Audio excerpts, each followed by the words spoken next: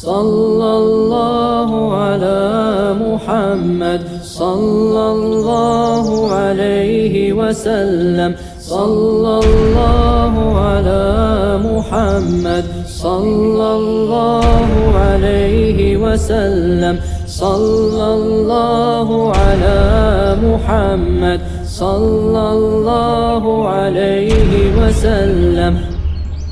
بسم اللہ الرحمن الرحیم۔ شعر نمبر 54 میں خوش آمدید۔ اس شعر کے اندر حضرت ناظم رحمہ اللہ تعالی نے نبی کریم صلی اللہ علیہ وسلم کی شکل و صورت اور اسی طرح اچھے اخلاق کی تعریف کی ہے۔ اکرم بخلق نبی زانہ خلق بالحسن مشتمل بالبشر متسم۔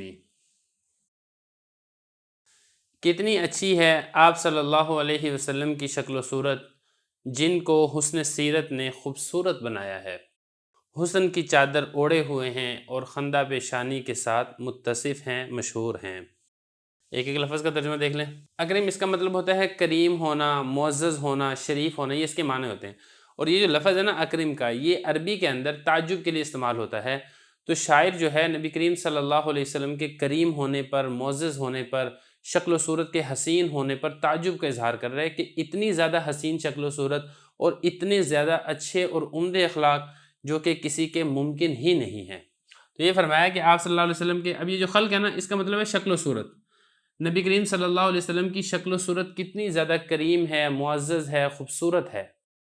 زانہ، پھر اس کو مزید خوبصورت بنا دیا ہے، خلقن، اچھے اخلاق نے۔ زانہ کا مطلب ہوتا ہے خوبصورت بنانا، مزین کرنا، جیسے مزین کرنا اردو میں بھی استعمال ہوتا ہے، اور خلقن اس کا مطلب ہے اچھے اخلاق۔ تو یہ جو نا خلق، اس کا مطلب ہے ظاہری شکل و صورت، اور یہ جو خلق ہے اس کا مطلب ہے اچھے اخلاق۔ بالحسن، یہ حسن ہے جو کہ ہم اردو میں بھی استعمال کرتے ہیں۔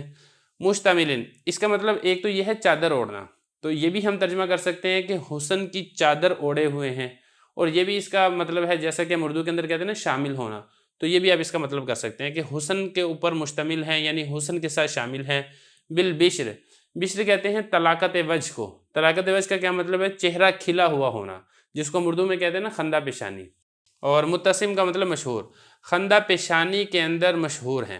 دیکھیں شعر کے اندر نبی کریم صلی اللہ علیہ وسلم کی دو خوبصورت ترین صفات بیان کی گئی ہیں۔ ایک تو یہ کہ شکل و صورت کے اندر انتہا درجے کے حسین و جمیل اور خوبصورت شخص تھے۔ دوسری صفت یہ بیان کی کہ جو ان کی صفات تھیں وہ بھی انتہا درجے کی حسین اور جمیل اور اچھی صفات تھیں۔ مثال کے طور پہ سخاوت تھی، خوف خدا تھا، مخلوق کے ساتھ اچھا سلوک تھا، عدل و انصاف تھا، وغیرہ ذالک، یہ ساری کے ساری نبی کریم صلی اللہ علیہ وسلم کی صفات تھیں۔ اب دیکھیں ہوتا یہ ہے عام طور پہ بعض اوقات انسان کی شکل و صورت اچھی نہیں ہوتی، شکل و صورت اچھی نہیں ہو تو لوگ اس کو اتنا زیادہ پسند نہیں کرتے، حالانکہ ایسا ہونا نہیں چاہیے، لیکن بہرحال لوگوں کی ایک طبیعت ہے۔ تو نبی کریم صلی اللہ علیہ وسلم کی اس کے برعکس شکل و صورت بھی انتہا درجے کی حسین تھی۔ پھر جو حسین ہوتے ہیں، حسین لوگ، بعض اوقات ان کے اخلاق اچھے نہیں ہوتے، یہ مغرور ہوتے ہیں، بدتمیز ہوتے ہیں، ظالم ہوتے ہیں، بری صفات ان کے اندر پائی جاتی ہیں، لالچی ہوتے ہیں۔ تو لیکن اگر کوئی شخص حسین و جمیل بھی ہو اور اس کے اندر کوئی بری صفت بھی نہ پائی جاتی ہو، تمام کی تمام اچھائی اور خوبصورت والی صفات ہوں اور حسین و جمیل صفات ہو، تو ایسا شخص تو بالکل لاجواب ہے، بالکل ہی باکمال شخص ہے۔ تو نبی کریم صلی اللہ علیہ وسلم ان تمام خصوصیات پر پورا اترتے تھے۔ شکل و صورت کے اعتبار سے بھی اگر دیکھا جائے تو پھر آپ صلی اللہ علیہ وسلم کا حسین و جمیل، آپ صلی اللہ علیہ وسلم کی طرح کا حسین و جمیل شخص پوری دنیا میں نہ کبھی پہلے کوئی پیدا ہوا، نہ کوئی آئندہ پیدا ہوگا۔ اور اگر صفات کی بات کی جائے تو آپ صلی اللہ علیہ وسلم کی حسین و جمیل اور خوبصورت ترین صفات، نہ ایسا شخص پہلے کبھی دنیا میں آیا ہے اور نہ ہی مرتے دم تک اور نہ ہی قیامت تک ایسا کوئی شخص دنیا کے اندر آئے گا۔ تو یہ نبی کریم صلی اللہ علیہ وسلم کی خوبصورتی اور خوبصورتی کے اوپر جو شاعر رحمہ اللہ تعالیٰ ہیں، ناظم رحمہ اللہ تعالیٰ ہیں، اس کے اوپر تعجب کا اظہار کر رہے ہیں۔ فرما رہے ہیں کہ ان کی جو صفات ہیں ساری کی ساری حسین و جمیل ہیں، گویا کہ کسی نے حسن کی چادر اوڑھے ہوئے ہو۔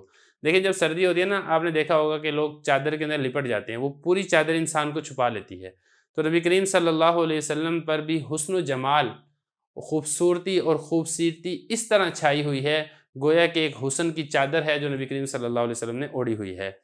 اور یا اس کا یہ بھی آپ کر سکتے ہیں کہ حسن کے اوپر بھی آپ صلی اللہ علیہ وسلم کی ذات مبارک مشتمل ہے، شامل ہے۔ بالبشر متسمی، پھر اس کے بعد ایک اور مزید صفت یہ بیان فرمائی کہ آپ صلی اللہ علیہ وسلم خندہ پیشانی کے ساتھ مشہور تھے، یعنی ان کا چہرہ کھلا ہوا ہوتا تھا۔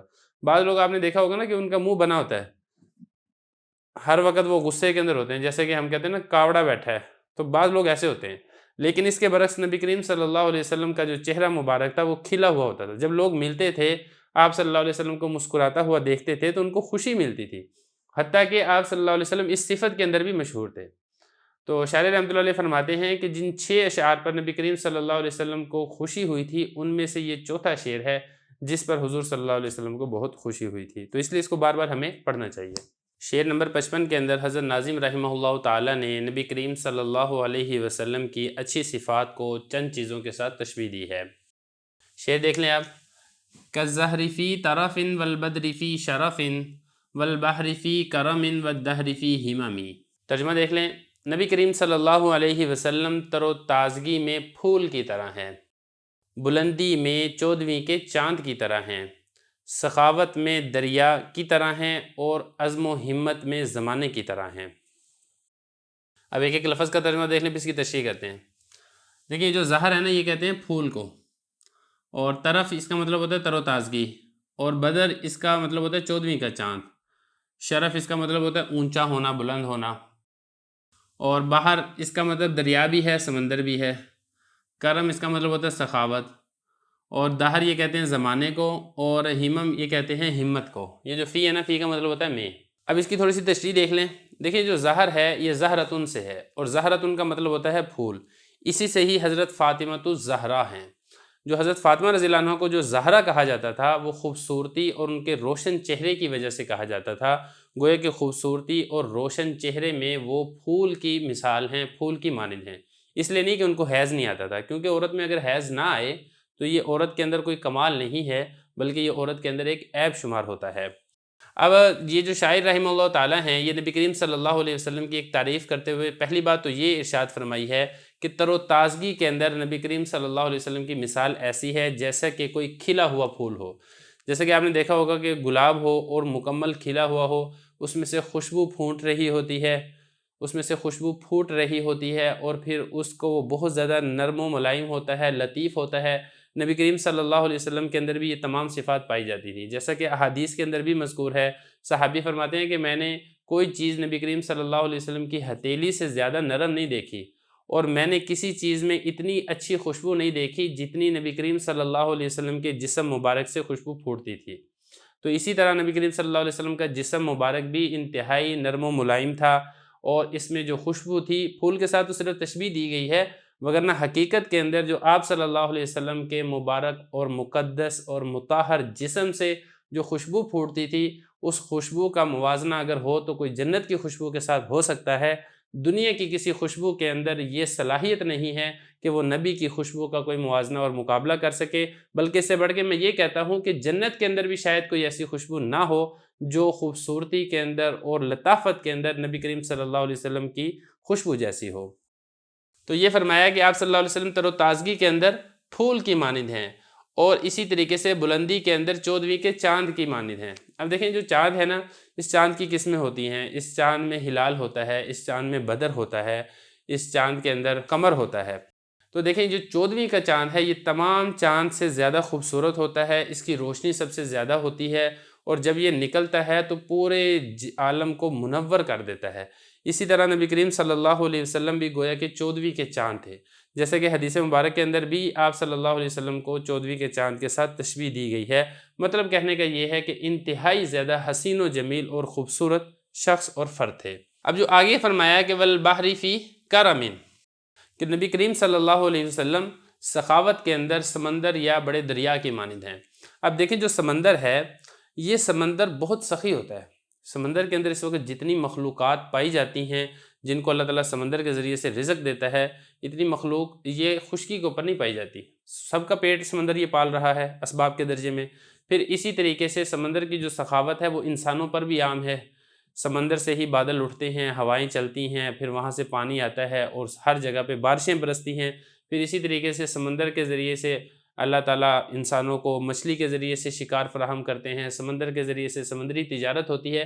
کہنے کا مقصد یہ ہے کہ جو سمندر کا جو نفع ہے، فائدہ ہے، وہ عام ہے، مخلوق کو بڑا بے تحاشا فائدہ پہنچتا ہے۔ نبی کریم صلی اللہ علیہ وسلم بھی سخاوت کے اندر اسی طریقے سے سخی تھے جس طریقے سے سمندر سخی ہے۔ حتیٰ کہ ایک روایت میں آتا ہے کہ ایک شخص کو ایک پوری وادی وہ بکریوں سے بھری ہوئی دے دی، اور اسی طریقے سے جب سخاوت پر آتے تھے تو ایک ایک وقت میں کئی سو اونٹ یہ نبی کریم صلی اللہ علیہ وسلم سخاوت کر دیا کرتے تھے۔ تو یہ آپ صلی اللہ علیہ وسلم کی سخاوت کی کچھ مثالیں ہیں۔ اور اسی طریقے سے وَالدَّهْرِ فِي ہِمَمِ، عزم و ہمت کے اندر زمانے کی مثل ہے۔ دیکھیے جو زمانہ ہے نا، یعنی یہ جو وقت ہے ہمارا، یہ کسی بھی چیز کو پروان چڑھاتا ہے۔ مطلب پہلے بچہ ہوتا ہے، پھر وہ تھوڑا سا بڑا ہوتا ہے، پھر وہ بڑا ہو کے جوان ہو جاتا ہے، اپنے کمال کے درجے کو پہنچ جاتا ہے۔ تو اسی طریقے سے نبی کریم صلی اللہ علیہ وسلم بھی عزم و ہمت کے اندر زمانے کی مثل ہیں۔